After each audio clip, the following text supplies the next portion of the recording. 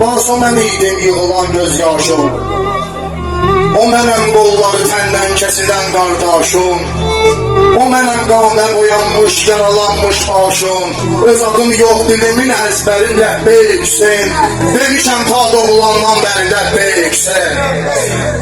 Qurbanam eşqinə göz yaşıdır yarımdakı su, aşıqın gül bitirər çünki məzarımdakı su.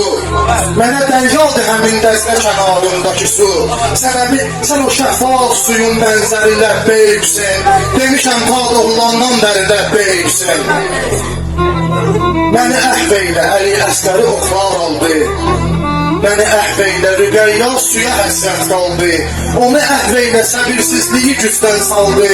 O mən idim, yaramın cövhəri Ləbbeyk Hüseyn, demişəm ta doğulandan bəri Ləbbeyk Hüseyn. Bizim ortaqlığımız eşq olur məxrəcdə, sən gəzən yerləri qəlb ilə edərdim səslə. Üzünün nuruna göylər də gələrmiş fəzlə, olaram nokərimin nokəri Ləbbeyk Hüseyn, demişəm ta doğulandan bəri Ləbbeyk Hüseyn. Əli Mövla ki yatır xəstə çağırmışdı bizi, günü gündən kədərim var, qoruyun sevginizi. Yenə qəmdən təbə gəlməkdən istiqlal dənzi, ey bu bəhrin gəmisi lövbəri Ləbbeyk Hüseyn, demişəm ta doğulandan bəri Ləbbeyk Hüseyn. Görsənədir, bura əvvəlcə anam gəldi, səma verdi bəyan, Fatimanın balası, eşqi etmiş sənə yan. Həsənim evdə zəhərləndi, sən əhlasım oyan, oyan ey yollarğın qanuna qurbanım oyan, gözü yollarda əvvəl fəzlim əziz qanım oyan. Anamın xəstə yatağında dayandı ürəyim, ayağın öpdüm ona, ağladım açdım qəbeyin, dedi ney canlıməsən, bir xərşin var bu şeyin, səndədir çağdası, qardaşıma çaxsın köləyin. Mənə bundan sonra nə olar ki ələmdə ağır deyin.